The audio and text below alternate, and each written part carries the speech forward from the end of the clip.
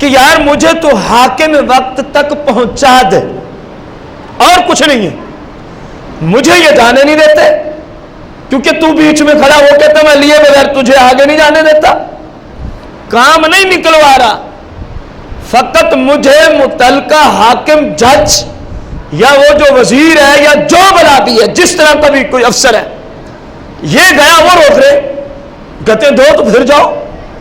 اب کام کوئی نہیں نکلوا رہا، فقط ملاقات کے لیے بھی پیسے دینے پڑ گئے، اس تک پہنچنے کے لیے وہ کہتے ہیں اتنے پیسے دے تجھے میں پہنچا دیتا ہوں، تجھے میں پہنچا دیتا ہوں۔ اس جگہ دینے والا گناہگار نہیں، لینے والا اب بھی لانتی ہے۔ اس تیسری قسم میں دینے والا شرعاً گناہگار، لینے والا اب بھی لانتی ہے، لینے والا اب بھی۔ چوتھی قسم، جب آپ کا ذاتی حق، جب آپ کا کسی ظالم نے دبا دیا، آپ کا ذاتی حق کسی متعلقہ افسر کے پاس، اور وہ بکتا ہے کہ جب تک پیسے نہیں دو گے تمہارا حق، یا آپ پر وہ ظلم کر رہا ہے یا ظلم کرنا چاہتا ہے، یا وہ متعلقہ حاکم افسر ظلم کرنا اور کہتا ہے اتنے پیسے دو گے تو جان چھوڑ جائے گی، اتنے پیسے دو گے تو جان، اپنا حق نکلوانے کے لیے نمبر ایک۔ نمبر دو، اپنے مال اور جان اور عزت پر جب کوئی ظلم پہ تل گیا، حالانکہ اپنا کوئی قصور بھی، ایک تو ہے نا جس نے زنا کیا، اب شریعت کے گواہوں سے ثابت ہو گیا، قاضی اسلام اس کو اگر وہ غیر محسن ہے تو 100 کوڑے لگوائے گا، اور اگر وہ محسن ہے، فقہا کی اصطلاح میں میں جملہ عرض کر رہا ہوں، تو پھر اس کو سنسار کرائے گا، رجم کرائے گا۔ اب جو یہ کہے کہ اتنے لے لو چھوڑ دو، یہ تو خالص رشوت ہے، یہ تو خالص ہے۔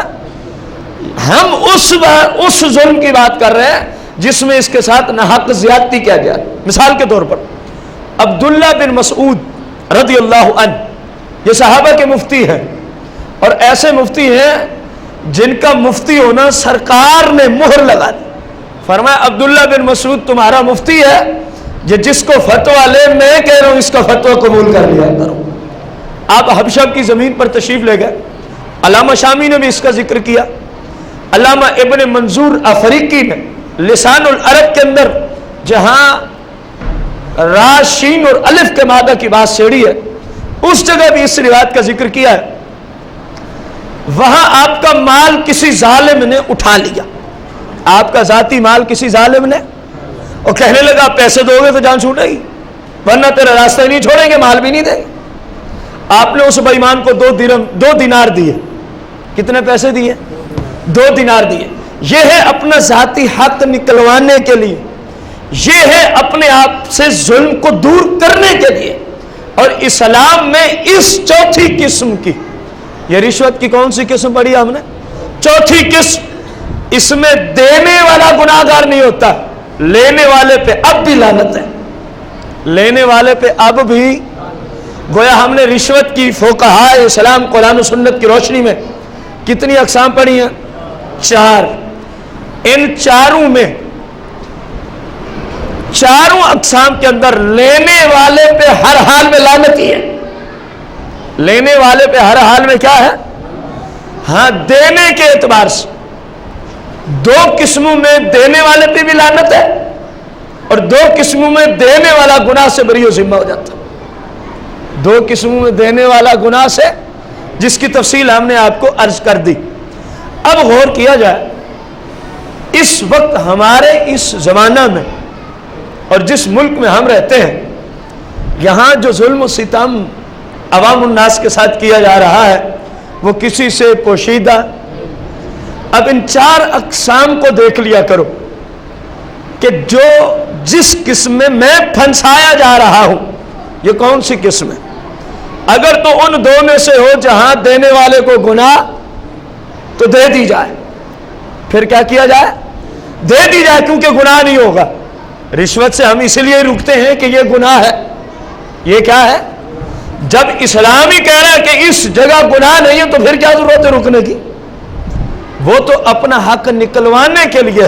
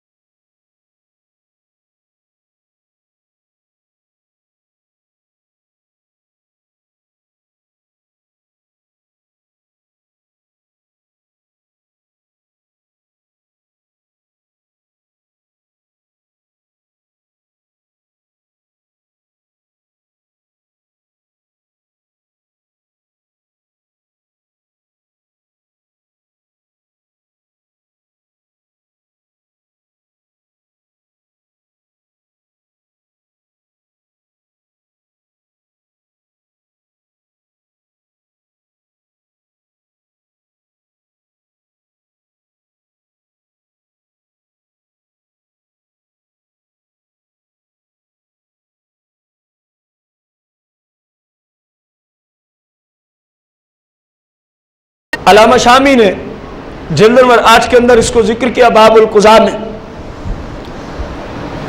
اور اس کو احکام القرآن للجساس میں علامہ ابو بکر جساس رضی اللہ عنہ نے بھی ذکر کیا. سرکار مدینہ علیہ السلام نے اپنے غلام کو ایک علاقے کا حاکم بایمانہ بنا کے بھیجا کہ جاؤ وہاں سے زکوٰۃ اور عشر کا مال اکٹھا کر کے لاؤ. زکوٰۃ اور عشر کا مال، غور سے سننا، جب وہ مال لے کر آیا نا واپسی مدینہ تو اس نے 2 حصے کیے ہوئے تھے. کہا یہ تمہارے لیے دیا لوگوں نے، اور یہ جو حصہ ہے یہ لوگوں نے مجھے گفٹ کیا، یہ لوگوں نے مجھے. سرکار مدینہ علیہ السلام سخت ناراض ہو گئے. اور سرکار کھڑے ہو گئے.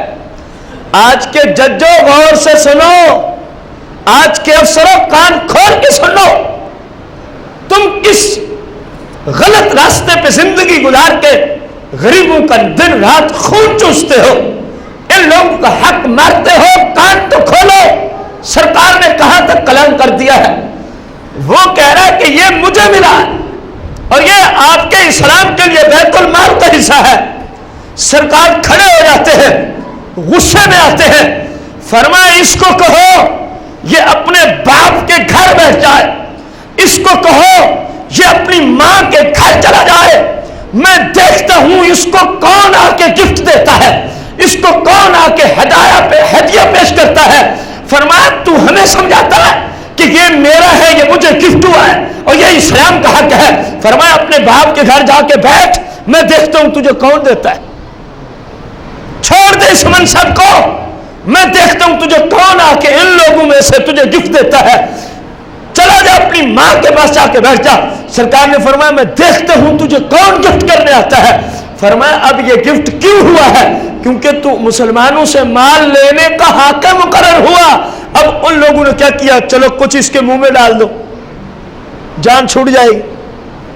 20 لاکھ دینار دینے ہیں تو 5 لاکھ اس کے منہ میں ڈالو اور 2 لاکھ دے کے جان چھڑا لو, 13 لاکھ سے جان چھڑا لو. فرمایا تیرے منصب کی وجہ سے تجھے یہ ملا ہے اور تو اس وقت لوگوں پہ حکمران تھا. فرمایا یہ تیرے لیے رشوت ہے, حرام ہے. منصب کی وجہ سے جو گفٹ آئے اسلام اس کو بھی حرام کہتا ہے. حکومتی منصب کی وجہ سے جو بندے کے پاس گفٹ آئے اسلام اس کو بھی کیا کہتا ہے. فاروق اعظم رضی اللہ عنہ کے زمانے میں ایک شخص نے یہی کام کیا. آپ نے اس سے وہ سارے گفٹ جو اس نے کہا یہ بھی مجھے ملا ہے, یہ بھی مجھے ملا ہے, یہ بھی, فرمایا اٹھاؤ سارا مال بیت المال میں داخل کر دو. یہ باپ کے گھر میں بیٹھا ہوتا تو اس کو کوئی بھی گفٹ دینے کے لیے, فرمایا یہ حکومتی منصب کی وجہ سے گفٹ دیے جا رہے ہیں اور جب دیے جا رہے ہیں تو کل کو کوئی کام بھی نکلوایا جائے گا اور وہ بھی غلط. صحیح کام لینا ہے تو ضرورت کیا ہے اپنا مال اس کو دینے کی, ضرورت ہوتی نہیں. اب سنیے سرکار مدینہ علیہ الصلوۃ والتسلیم کا فرمان علی شان. سیاستہ میں یہ حدیث پاک موجود ہے. ان عبداللہ ابن عمر رضی اللہ عنہما قال لعن رسول اللہ صلی اللہ علیہ وسلم الراشی والمرتشی. سرکار علیہ السلام سے عبداللہ بن عمر رضی اللہ عنہ روایت کرتے ہیں, آپ فرماتے ہیں کہ نبی علیہ السلام نے لعنت کی ہے. کیا کی ہے؟ لعنت کے مفہوم کا پتہ ہے کیا ہوتا ہے؟ لعنت کا سادہ لفظوں میں مفہوم یہ بنتا ہے کہ تو اللہ کی رحمت سے دور ہے, تو اللہ کی رحمت سے, اللہ کے فضل سے تو دور کر دیا گیا. اب غور کرنا, لعن رسول اللہ, لعنت کی رسول اللہ نے. حدیث کے جملے کیا ہیں؟ لعن رسول اللہ, لعنت بھیجی ہے کس نے؟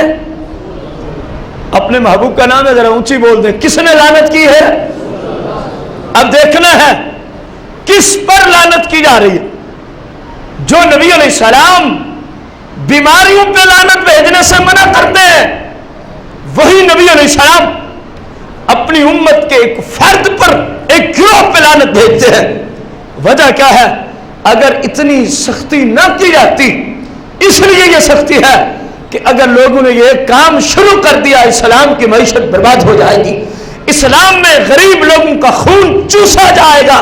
اگر یہ کام لوگوں نے شروع کیا جو اس وقت ہمارے ملک میں اول سے لے کر آخر تک رائج ہے, اسی لیے غریب کو سکون نہیں, اسی لیے غریب کے پاس سکھ کی زندگی گزارنے کا کوئی لمحہ نہیں ملتا. سرکار نے اس لیے اس پہ لعنت کی ہے. غور کریں, ادھر بیماریوں پہ لعنت کرنے سے منع, ادھر اشرف المخلوقات جن سے انسان پہ, اور فقط انسان نہیں, آپ کا امتی بھی ہے. آپ کا کون ہے؟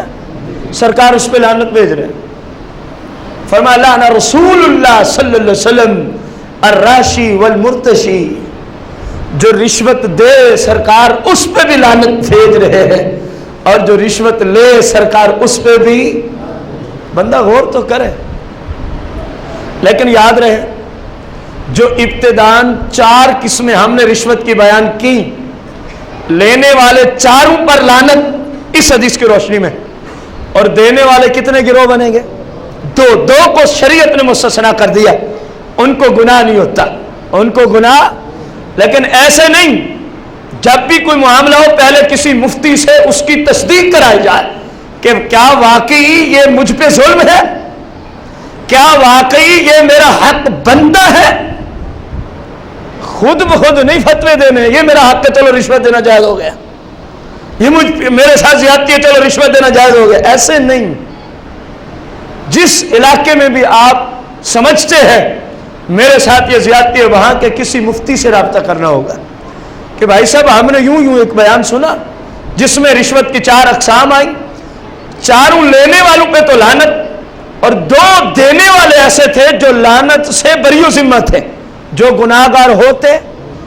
اب یہ ہمارا معاملہ ہے، بتائیے کیا ہم اس میں لعنت کے مستحق بنیں گے یا نہیں بنیں گے؟ یہ فیصلہ عام بندہ نہیں کر سکتا، مفتی سے کرانا ہوگا، اہل علم حضرات سے اس کا فیصلہ لینا ہوگا. یہ نہیں کہ خود بخود سوچتے جائیں یہ بھی میرا حق ہے یہ بھی میرا حق ہے، اور بندوں کے نزدیک تو یتیموں کا حق بھی ان کا اپنا حق بن جاتا ہے. عام لوگوں کی بات کر رہا ہوں. تو جب بھی ان 2 قسموں میں اپنے آپ کو سمجھ آ رہی ہو کہ یہاں مجھے گناہ نہیں ہوگا تو فوراً کسی مفتی سے پوچھا جائے، فوراً کسی مفتی صاحب سے جو کم از کم حلال و حرام میں اسپیشلسٹ کر چکا ہو. وہی مفتی ہوتا فقہ میں. مختلف علوم کے اندر تخصص کیا جاتا ہے نا، تو جو فقہ کا مفتی ہے، حلال و حرام کا مفتی ہے، حلال و حرام اسلام کی روشنی میں جس نے اسپیشلسٹ کیا ہے، آپ کی رہنمائی وہ کر سکتا ہے کہ کس جگہ حرام ہے دینا اور کس جگہ گناہ نہیں ہوتا. اب سرکار مدینہ علیہ السلام نے رشوت دینے والے پر بھی اور اونچی بولنا ہے کیا بھیجی ہے؟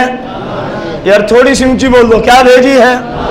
اور لعنت کا مفہوم کیا ہے کہ یہ بندہ جس پر لعنت کی جا رہی اللہ کی رحمت سے دور ہے، اللہ کی رحمت سے محروم ہے.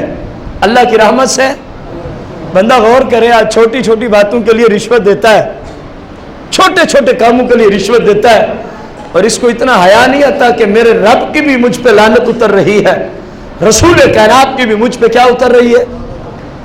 بندے کو کچھ حیا ہونا چاہیے، کچھ شرم ہونی چاہیے، کچھ اللہ کا خوف ہونا چاہیے کہ آخر میں مسلمان ہوں اور مسلمان پر اسلام کے احکامات لاگو ہوتے ہیں.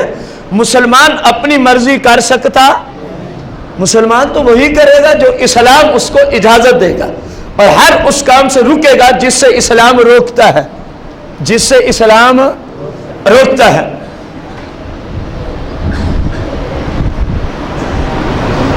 قال رسول اللہ صلی اللہ علیہ وسلم لعنت اللہ علی الراشی والمرتشی.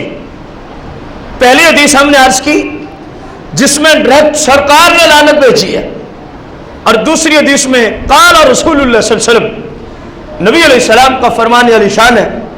فرمایا لعنت اللہ، کس کی لعنت ہے؟ بولا کرو مجھے بار بار نہ کہنا پڑے. اللہ کی لعنت ہے، اونچی بولو کس کی لعنت ہے؟ جنہیں شرم آ رہی ہے وہ بھی بولیں. یہ زبان قرآن و حدیث کے ذکر کے لیے، اللہ رسول کے ذکر کے لیے دی گئی ہے، اور یہ اللہ رسول ہی کا ذکر ہے. کس کی لعنت ہے؟ اللہ کی. اونچی بولنا، کس کی لعنت ہے؟